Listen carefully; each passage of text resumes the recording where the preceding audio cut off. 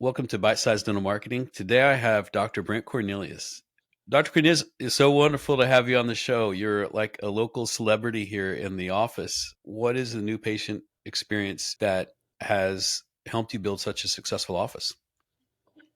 So it's interesting, but I think if you're going to talk about the new patient experience, you got to start off with hiring because it's about the Hmm. people and the people who are answering the phones and the first contact that they have are really critical.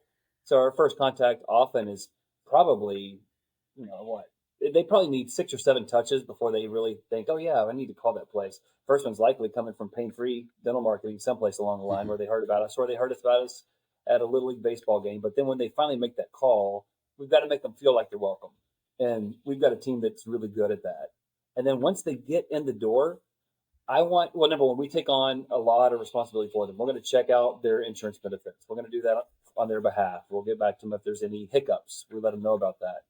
And we're out of network. And so we do a really good job of making sure patients realize that ahead of time, almost to a fault. I've kind of had to talk to the team. Some don't talk people out of coming. They want to come in, Hmm. but once they do come in, I want everything that they touch, everything that they see, that they hear, to have a certain quality to it. The team laughs because I'm a stickler about paper, and so I don't want thin copy paper on anything we hand to a patient. It's got to be like a high quality thick paper. It's got to feel good.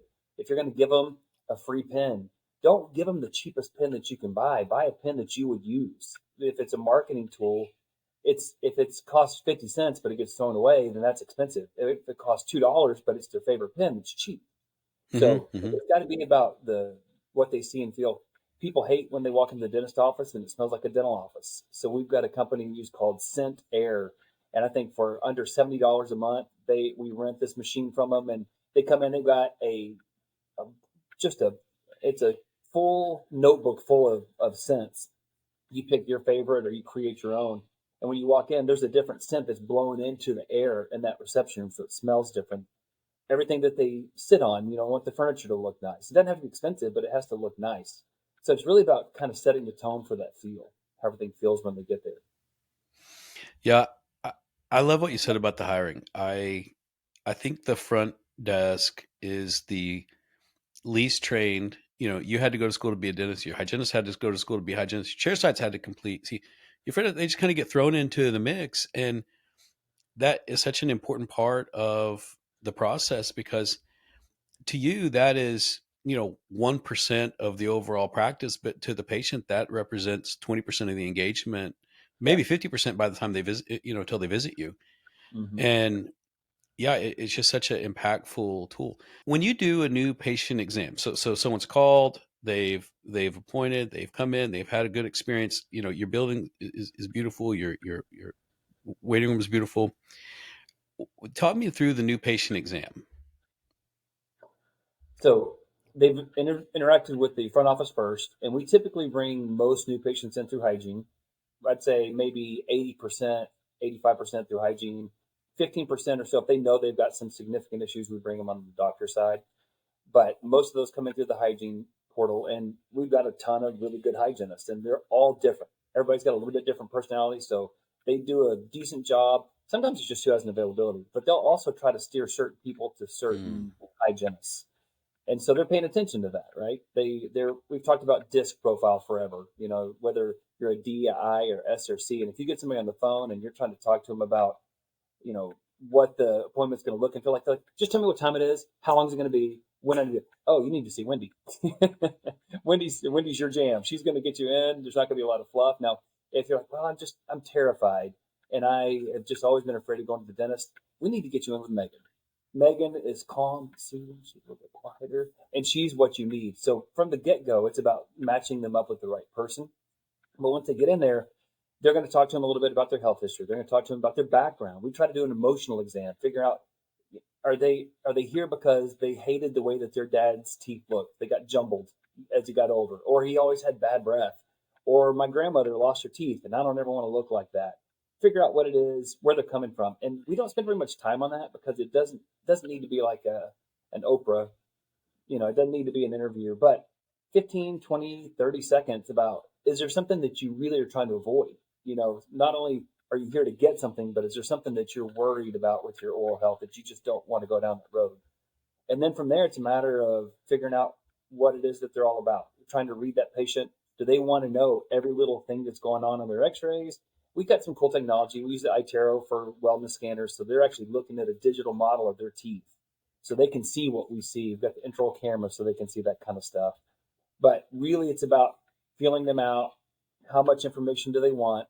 Are they an engineer and they want to know the modulus of elasticity on everything? Or are they just a people person and they want to visit for 20 minutes before you look in their mouth? And our hygienists do a really good job of accommodating that. And then it's just, we show them everything. We don't, I don't like shoulds. There's a couple of consultants I love, you shouldn't should on people. And I like that. We don't talk about what you should do. We talk about what you could do. So here's what I see. Mm. That's something that worries you. Is that something that you want to address? And there's some people that have a mouthful of broken teeth and like, I don't care, doc, it doesn't hurt. All right, well, here's what we would do if you wanted to. We could fix this. We could do this. But if you're a fix it when it breaks kind of person, that's okay too. So we're very low pressure. There are some things that you just I rarely tell somebody you have to do something with this. It's when there's an infection, something like that. It looks like it could be a bigger issue, but we just tell them what's possible and show them everything and let them pick the level of care they want. Both of my parents had pretty serious dental issues as they got later in life, and my mom even as a young lady. And that's my fear. Is I don't want that for me. Based on where I am and all those things, and just working in the industry. But I like what you said. I've actually never heard an office try to put people into the hygienist that makes sense. Usually they just slam them in the first spot. I think that's really clever. Now, you were talking about technology. I have a question. You've been practicing for a while. What is the greatest quality of life improvement in technology that you've seen in a dental office? For us as a Yeah, team, for you, patient. for you, the dentist. Well, me, the dentist, my number one has been CEREX into crowns because 90% of my after hours Mm. calls were lost temporaries. So Mm. selfishly, personally, it's the thing that I've loved the best. And I'll tell you, I think that the fit that I get from our CEREC when we get it dialed in is as good, maybe better than anything we get from the lab because there's no air, right? You take an old fashioned Mm. impression, there's some air in the impression material. Then you pour it in stone, there's some air in the stone. Then you have a human carving that die, there's some human air. With that CEREC, you go from mouth to technology, technology back to the mouth. So that's Mm. selfishly, that's my very favorite. I think from a patient standpoint, intro cameras, which is really low tech, but letting people see what we're seeing is huge, where they can actually see that crack. Um, the intro camera is great. The iTero I like even better. And I've heard it described, the intro cameras are like looking at pieces of a puzzle. You understand that little piece that you're looking at, but you don't see the big picture very well. Whereas the iTero is looking at the cover of the puzzle. You get to see what the picture looks like. And then you can zoom in on those intro photos. From a patient standpoint, they're mesmerized by their own scan. So we'll sometimes Hmm. just wheel up the machine to them, sit it right there in front of them. It's like, hey, I'm going to go do something real quick on the back. But just like a phone, just pinch it, zoom it, play around with it. And when they can touch it and mess around with it, they love it. I I think it's such a small thing to let them examine it, but I know that it builds confidence to me to get to see behind the scenes. And it's funny you mentioned that. We when we talk to our clients, there was a period of time, and you'll probably remember it, to where when Andre and I would show up, we would just open our tabs, like literally have a browser and pull up the document we were going to work on, and pull up the ad campaign, and pull up the creative. Well, at some point, we felt the need to be really polished, and we started putting together little decks like presentations. Yep. And clients started to zone out and not pay attention. There is something about seeing a little bit of behind the scenes that makes someone feel invested, and I'm so glad you do that. That's really cool. Yeah. There's Now, something about touching it when they actually um, they get to mess around with it. It becomes more there somehow than if they're just looking at it on the screen. how do you go over treatment plans with a patient, and how do you get them, sort of reappointed, if you will, into the next appointment based on where they want to go? Yeah. So a lot of that is talking to them about figuring out where they want to be. And so much of that is patient readiness. You can't decide when somebody's ready. They come Mhm. to you for a reason. They didn't just show up willy nilly. Like they're there because either they're worried about something or maybe a spouse told them you got to go. If you're going to kiss this mouth, you're going to clean that one. There's some of that going on. And you don't know when somebody's ready. So I like to present all of it. We're going to show you everything. We're going to go ahead and give you your treatment plan. There are instances where I might phase that and I may not give them the whole entire treatment plan all at once. If they come in and it's a train wreck, right? And they've said one of their primary concerns is they just don't have the finances to do it right now. All right, we're going to focus on the first two or three things that we can handle. And they're not going to be the most expensive things. It's going to be something that we can kind of ease them in and build a little bit of trust and fix their biggest glaring issue too, right? And once we start to build up that trust, then we'll start getting back into the more comprehensive stuff. And I'll just tell them, I'll ask them, do you want me to show you everything that I see here? Do you want to talk about this whole entire treatment plan, or do you really just want to focus on what's most important? And I'll let them guide us a little bit.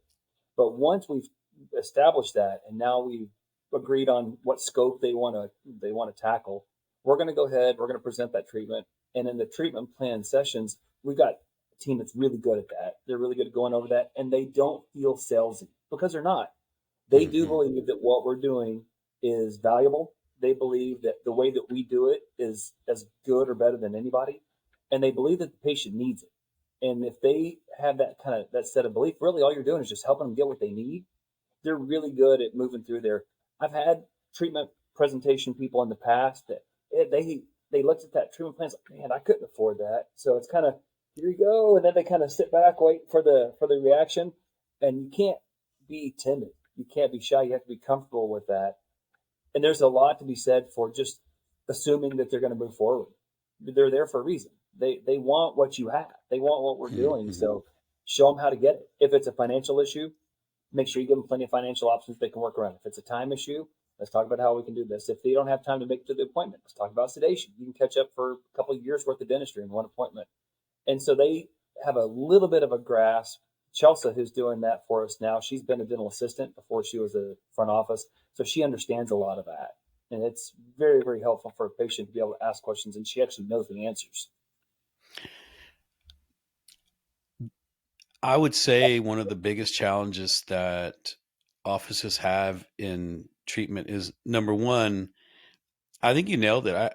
I think having the confidence that you're doing right by the patient, and I think everyone says they're doing right by the patient because we I think socially have to. But I think when you have an office that really, really believes it, like we are doing the right thing, this is a good treatment plan. They code diagnosed along the way, like we have a good plan in place. I think that speaks a lot. We actually talked to a guy that sells a lot of all on force, Mm-hmm. and he said the biggest the biggest thing that makes me successful is not that I'm a sales guy. It's that I know that my doctors solve cases much more complex than this, and that they're going to have the best outcome. And I really like the confidence that if you can get that team to be confident that this is the right plan for the patient, it it's not a sales job. When they were along the journey, yeah, that's amazing. Yeah.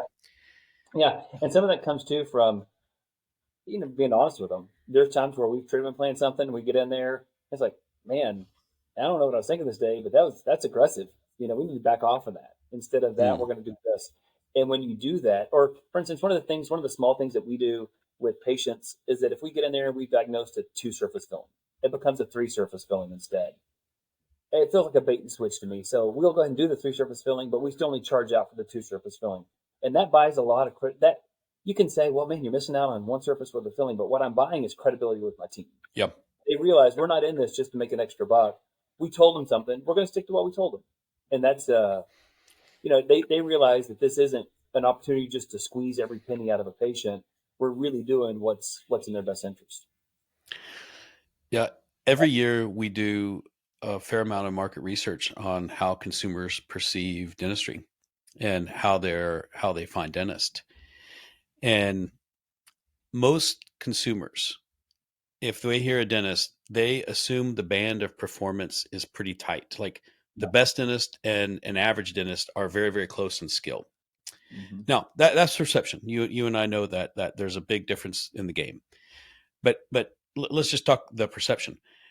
so they're actually not making, because they perceive the quality to be so close, they actually are making emotional decisions on who do they associate with and who do they connect with and who do they think has their best interest and where do they think they'll get the best care. But is an entirely emotional experience that, because even me, I will tell you, I've had three dentists, I think, in my life. I don't know that I could tell you which one was clinically best. I can tell you who I like most. Yeah, And that's entirely emotional, because I feel like even before I had, the company, like, I feel like they had my best interest. And I think that's really powerful. yeah, Um, well, Dr. Cornelius, thank you so much for jumping on the show with me. It's been yeah. Enjoyed it. amazing. Sky Creek Dental in Keller, Texas. If you're looking for dental home, it's amazing. The fact that my wife goes there is speaks volumes.